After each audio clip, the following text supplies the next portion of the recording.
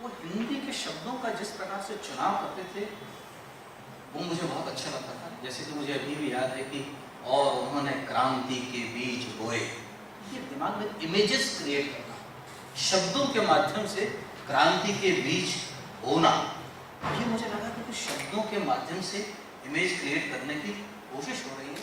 तो मैं सहज ही उस भाषा की ओर आकर्षित हुआ। पर बाद में मुझे समझ में आने लगा कि जो मैं पत्र लिख रहा हूँ, मैं जो निबंध लिख रहा हूँ, वो मुझसे जो बड़ी कक्षाएं वहाँ मेरे शिक्षक, मेरे टीचर सुना रहे हैं। ये समझ में आया कि मैं लिख भी रहा हूँ। और मुझे याद है पहला विषय जिस पर मैं पुरस्कृत हुआ था, वो विषय था एक दिन बिना शिक्षक। 8वीं या 9वीं क्लास में। और मेरे मन में एक सवाल है, एक दिन बिना शिक्षक, ये जो प्रश्न है, ये जो निबंध है, या तो इसका विषय गलत है या इसमें और डिटेलिंग की जरूरत थी जो लोगों ने नहीं किया। इसलिए कि एक दिन में 8 पीरियड, 8 कालांश शिक्षकों में, तो क्या ऐसा संभव है कि एक दिन में 8 पीरियड में कोई शिक्षक नहीं आए? तो मैंने जो निबंध लिखा, एक दिन बिना शिक्षक क्या हो सकता है 8 पीरियड, और उसके बाद में मैंने नीचे नोट लिखी कि मुझे ये बात लिखने के बाद में नहीं समझ में आ रही है कि क्या कभी जीवन में ऐसी संभावनाएं हो सकती हैं कि जहां 8 पीरियड में कोई शिक्षक ना आए। और उसके बाद चित्र, मेरे संस्कृत के, चूंकि मैं संस्कृत के परिवार से था, मेरे पिताजी संस्कृत के प्राध्यापक थे, मेरे संस्कृत के टीचर ने जब पहली बार परीक्षा ली और पेपर वापस लौटाया तो उन्होंने कहा कि ये लड़का संस्कृत जानता है, कौन है, खड़ा हो जाए। मैं खड़ा हो गया, क्या करते हो भाई? तो मैंने कहा मेरे पिताजी पढ़ाते हैं। वो जैसे ही उन्होंने मेरे पिताजी का नाम सुना, उनका मस्तक श्रद्धा से छू दिया, कह रहे तुम तो गुरु जी को बेटा। तो मैंने कहा था चंद्रगुप्त नाटक जो प्रसाद जी का लिखा हुआ है, मेरे भाई के पाठ्यक्रम में था। और जैसे हम सब जानते हैं प्रसाद जी की भाषा बहुत ही सुंदर, और उस नाटक ने मुझे इस तरह से आकर्षित किया कि लगभग 20, 22, 25 वर्ष बाद वापस मैंने उस नाटक को चाणक्य लिखते समय पढ़ा। सिर्फ वही नहीं, जो मुझे दूसरा फायदा हुआ मेरे पिताजी के संस्कृत के प्राध्यापक होने का, कि वे बहुत सारी पुस्तकें जो हमने पूरे जीवन काल में नहीं देखते, और जैसे आप में से कईयों ने बृहदारण्यक उपनिषद नहीं देखा, मैंने देखा। आप में से कईयों ने कठोपनिषद नहीं देखा होगा, मैंने देख लिया। लघु सिद्धांत कौमुदी, ये पुस्तक कईयों ने नहीं देखी होगी, मैंने देखी, इसलिए कि वो मेरे घर में पड़ी रहती थी। मेरे पिताजी की वो पुस्तकें थी और कभी कभी मैं उनके पन्नों को पलटता था, कई बार अनुवाद के साथ। इसलिए मुझे याद है कि कठोपनिषद, यम और नचिकेता का संवाद जो मैंने उम्र के 16-17 साल से भी पहले पढ़ा होगा, वो उम्र के 50 साल बाद अब जाकर उसका इस्तेमाल किया। उपनिषद गंगा जो अभी एक सीरियल आ रहा है, जिस दिन मैं कठोपनिषद शूट कर रहा था, एक जैन मॉन्क वहाँ खड़े थे और मैंने कहा कि आज मैं चीखना चाहता हूँ खुशी से, इसलिए कि 50 वर्ष पहले वो सामग्री में क्यों पढ़ रहा था, उसका उत्तर मुझे आज मिला है कि मुझे आज इस शब्दों से शुरू, वे शब्द जिसका अर्थ मुझे नहीं मालूम था। जैसे मैं प्रेम की फिल्में बहुत पसंद नहीं करता। अक्सर किसी एक्टर के पास जाते हैं तो वो कहता है यार कोई प्रेम कहानी लेके आओ ना, लव स्टोरी लेकर आओ। जिनके पैर कब्र में जा रहे हैं वो भी कहते हैं कि प्रेम कहानी लेकर आओ। मैं कुछ नहीं कहता क्योंकि मैं कुछ कहने वाली स्थिति में नहीं, पर मैं तुरंत चुप हो जाता हूँ। इसलिए हो जाता हूँ, मैंने उसी 17-18 साल की उम्र में बृहदारण्यक उपनिषद में मैत्रेयी और याज्ञवल्क्य का संवाद पढ़ लिया था कि यहाँ कोई किसी से प्रेम नहीं करता, यहाँ व्यक्ति स्वयं से प्रेम, पूरा संसार स्वयं के लिए। इसलिए मेरी प्रेम की वो कल्पनाएं जो आम आदमी की है या हमारे फिल्मकारों की है, मेरी प्रेम की कल्पना वो नहीं। आज यदि मैं किसी को कहूँगा तो आपको हैरानी होगी कि स्कूल बंक करके मैं अपनी 5वीं क्लास में मोहम्मद शब्बीर नाम के लड़के के साथ उसकी बकरी का चारा ढूंढने के लिए अंधेरी मार्केट में चक्कर लगाया। और मेरा वास्ता उन मार्केटों से, उन लोगों से, उन चरित्रों से तब पड़ा, इसलिए कहीं न कहीं मेरे फिल्मों में, सिनेमा में वो चाहे चाणक्य भी क्यों ना हो, मैं पण्य हट एक बाजार जरूर ढूंढ रहा होता हूँ जो मेरे इमेजेस में।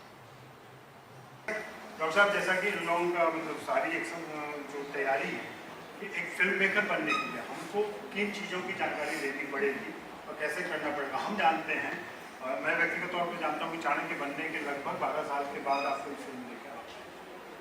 ये 12 साल आपने किस तैयारी में होता है और किस तरीके ये क्या करना पड़ता है। और जो दूसरा सवाल उठा था कि बाजार में अपनी सोच के साथ टिके रहना और अपना काम कर पाना, क्योंकि बाजार में एक दबाव सिर्फ आपके ये दबाव नहीं है कि आप क्या काम करते हैं, आपके ये भी दबाव है कि आप सामाजिक व्यक्ति हैं, आपका एक परिवार है, उसको भी चलाना है। तो वो सारी चीज़ें कैसे संतुलन उसमें बनाना है, इन दोनों चीज़ों में कैसे, क्योंकि नया फिल्म मेकर जो भी आता है वो बाजार के दबाव में, जैसे मैंने संजय से भी एक बार बहस की थी कि वो कहते हैं फिलहाल हम कर रहे हैं, ये प्रेशर में कर रहे हैं, अभी घर चलाना जरूरी है। लेकिन ऐसा मालूम होता है कि फिर वो जिंदगी में घर ही चलाते रहते हैं, फिर अपना काम नहीं कर पाते। तो ये क्या चीज़ें जैसे अपने इरादे से न बदलें। जिद 7 अप्रैल 1986, कई लोग शायद पैदा नहीं हुए। 7 अप्रैल 1986 दूरदर्शन को मैंने चाणक्य का प्रस्ताव दिया कि मैं चाणक्य बनना चाहता हूँ। आपका उसमें सवाल है कि चाणक्य ही क्यों बनाना चाहता। मैं नाटक लिखता था, सफल नाटक का इफ्टा के मंच से हम लोगों की शुरुआत है। जिन लोगों को आप जानते हैं जिन्होंने वहाँ से शुरुआत की थी, में से कुछ लोगों को आप जानते हैं, आशुतोष गोवारिकर हम लोग समकक्ष, जॉन मैथ्यू मथान हमारे सीनियर हैं, परेश रावल सीनियर हैं। परंतु मित्रों, देखने से शुरुआत हुई। मैं हमेशा कहता था कि मैं देखता बहुत अच्छा, मैं किसी भी नाटक को कितना भी खराब कर रहा हूँ देख सकता। जब ये मुझे तय करना था कि मुझे क्या बनाना है, उन दिनों हम लोग चल रहा था टेलीविजन पर सिनेमा।